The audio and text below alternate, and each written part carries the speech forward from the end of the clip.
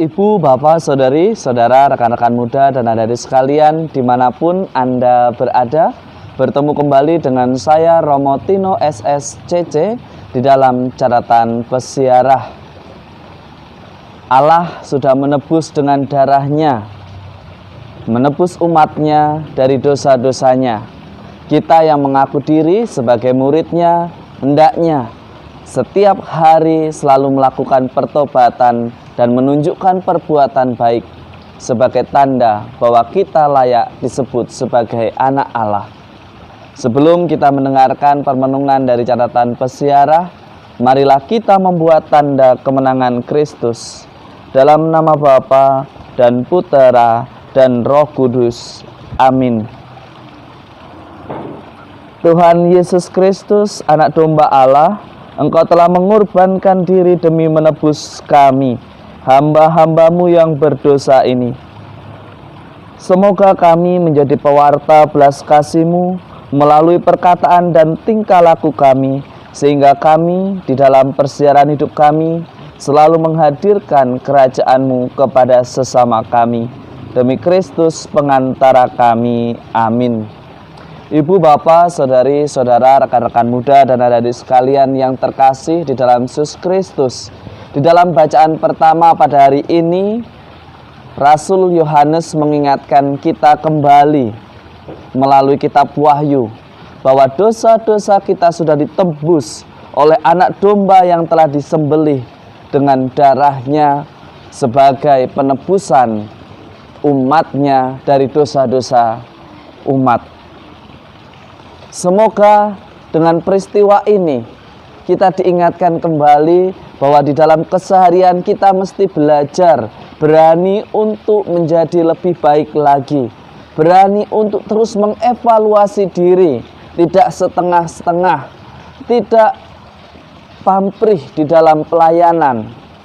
Kita diingatkan hendaknya kita menjaga tingkah laku kita, agar di dalam tingkah laku kita sesama kita melihat karya dan penyelamatan yang dijanjikan Allah kepada seluruh umat manusia.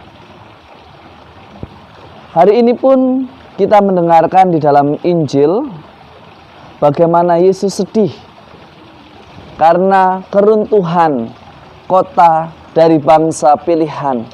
Tetapi kita diingatkan dari Injil Lukas, hendaknya kita menjaga kekokohan bait Allah yang hidup, yakni dalam diri kita, dari kenajisan, dari keserakahan, dari ketidakpuasan, dari kata-kata kotor, dari kata-kata menghina, dari kata-kata cemburu. Mari kita jaga kesucian bait Allah yang ada pada diri kita dengan berlaku sebagaimana anak-anak dari terang. Berani mengatakan kebenaran, berani mengatakan salah jika itu salah, berani bertindak lebih sopan, bertutur kata lebih sopan, berani bersikap rendah hati, dan tidak menyombongkan diri atau menjadi angkuh. Maka kokohlah bait Allah yang kita bangun di dalam diri kita. Ketika kita ada kemauan, kita membangun dasar yang kuat dengan kerendahan hati, dengan keterbukaan akan karya Allah, maka kita semua akan diselamatkan dari kuasa maut sebagaimana yang Yesus lakukan dengan mengorbankan dirinya untuk menebus kita dari kuasa maut yang mematikan. Kita semua sudah ditebus olehnya. Kita hanya diajak untuk berani mengevaluasi, membenarkan apa yang salah, sehingga kita terus-menerus berani memperbaiki diri di setiap kesempatan yang Tuhan berikan kepada kita. Beranikah kita untuk selalu mengevaluasi dengan radikal kita berubah dari cara hidup kita yang lama, yang tidak baik menjadi lebih baik dan yang lebih berkenan kepada Allah. Dengan demikian kita sudah menjadikan hidup kita sebagai berkat bagi kita, sesama kita, dan siapa saja yang kita jumpai. Semoga berkat Allah yang Maha Kuasa melindungi dan memberkati kita dalam nama Bapa dan Putera dan Roh Kudus. Amin. Ibu, Bapak, Saudari, Saudara, rekan-rekan muda, dan adik-adik sekalian, Hidup memang penuh tantangan dan manusia diciptakan tidak sempurna adanya tetapi paling luhur di antara semua ciptaan. Karena kita diberikan kemampuan secara kreatif untuk menghadapi persoalan hidup dan bukan berlindung pada kelemahan yang kita miliki.